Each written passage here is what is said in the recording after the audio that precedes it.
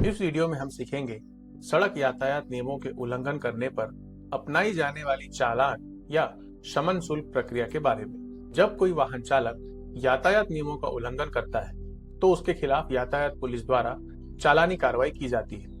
इसे ही शमन शुल्क वसूलना कहते हैं। मोटर वाहन नियमों के उल्लंघन पर चालान काटने की शक्ति मुख्य रूप से मोटर व्हीकल एक्ट 1988, संशोधित अधिनियम 2019 की धारा 200 अपराधों का शमन यानी कंपाउंडिंग ऑफ ऑफेंसेस। इस धारा के अंतर्गत सरकार द्वारा अधिकृत पुलिस अधिकारी को मोटर वाहन अधिनियम के कुछ उल्लंघनों पर मौके पर ही जुर्माना लेकर मामला समाप्त यानी कंपाउंड करने का अधिकार दिया गया है। सामान्यतः ट्रैफिक पुलिस अधिकारी इसी प्रावधान के तहत चालानी कार्रवाई करते हैं। हमारे देश में कुछ राज्यों में न्यूनतम सहायक उप निरीक्षक रैंक के अधिकारी समन शुल्क वसूल करने के लिए अधिकृत किए गए हैं।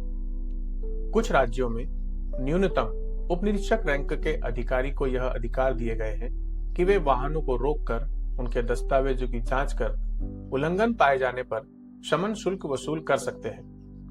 मध्य प्रदेश में प्रचलित नियमों के अनुसार न्यूनतम सहायक उप निरीक्षक रैंक के अधिकारी यह कार्रवाई कर सकते हैं। धारा 200 अ इलेक्ट्रॉनिक मॉनिटरिंग और प्रवर्तन।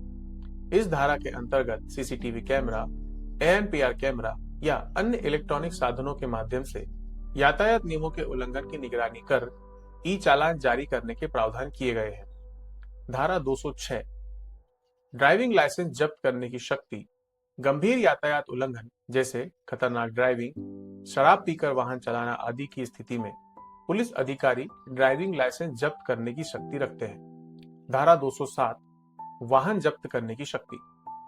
यदि वाहन बिना पंजीकरण, बिना परमिट या बिना फिटनेस टेस्ट या अन्य आवश्यक दस्तावेजों के चल रहा है तो पुलिस अधिकारी वाहन को जब्त यानी सीज करने की शक्ति रखते हैं। चालान एक आधिकारिक नोटिस या दंड पर्ची होती है जो मैन्युअली या इलेक्ट्रॉनिकली ट्रैफिक पुलिस द्वारा यातायात नियमों का उल्लंघन करने वाले चालक को जारी की जाती है।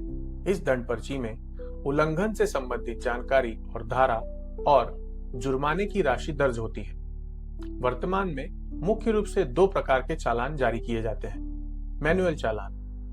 मैनुअल चालान के अंतर्गत ट्रैफिक पुलिस कागज पर या पर्ची पर चालान बनाती है। इसमें चालक का नाम, वाहन का नंबर और उल्लंघन का विवरण दर्ज किया जाता है। ई चालान। अब कई शहरों में डिजिटल प्रणाली के माध्यम से चालान किए जाते हैं।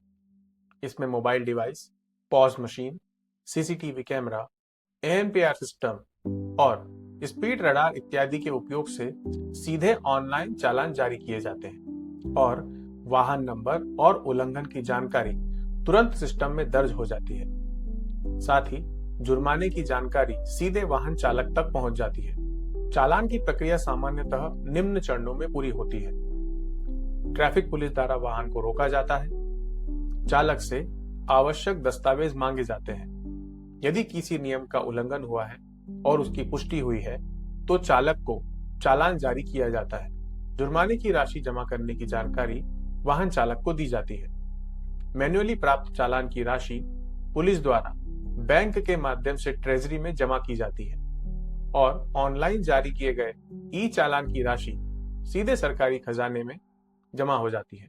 साधारण शब्दों में जब कोई वाहन चालक चालान ऑनलाइन भरता है तो पैसे पुलिस के निजी खाते में नहीं जाते बल्कि सरकारी खजाने में सीधे जमा हो जाते हैं। यह राशि बाद में राज्य सरकार के बजट और सार्वजनिक खर्चों में शामिल हो जाती है। इसे राजस्व संग्रह के रूप में रिकॉर्ड किया जाता है। यदि कोई वाहन चालक ऐसे किसी यातायात नियमों का उल्लंघन करता है जिसके लिए चालान या जुर्माना करने का अधिकार यातायात पुलिस को नहीं है या वाहन चालक चालान भरने से मना कर देता है तो यातायात पुलिस वाहन को जब्त कर उस प्रकरण को माननीय न्यायालय के समक्ष भेज देती है। वहां उस प्रकरण का निराकरण होता है। उसके बाद यातायात पुलिस जब्त वाहन को उसके मालिक को सुपुर्द कर देती है। चालान या समन शुल्क वसूल करते समय ट्रैफिक पुलिस को कुछ महत्वपूर्ण बातों का ध्यान रखना चाहिए, जैसे चालक के साथ विनम्र और सभ्य व्यवहार करना चाहिए, नियमानुसार कार्रवाई करना चाहिए और सही जानकारी दर्ज कर पारदर्शिता के साथ कार्यवाही करनी चाहिए। चालान प्रक्रिया यातायात नियमों के पालन को सुनिश्चित करने का एक महत्वपूर्ण माध्यम है। यदि चालान प्रक्रिया सही और पारदर्शी तरीके से की जाए तो सड़क सुरक्षा को बेहतर किया जा सकता है। इस वीडियो से जुड़ा ट्रेनिंग मटेरियल और पूरी जानकारी हमने डिस्क्रिप्शन में दी है। आप अपने सवाल और सुझाव कमेंट्स में जरूर लिखें। अगले वीडियो में हम सड़क दुर्घटनाओं के बारे में जानेंगे। जय हिंद।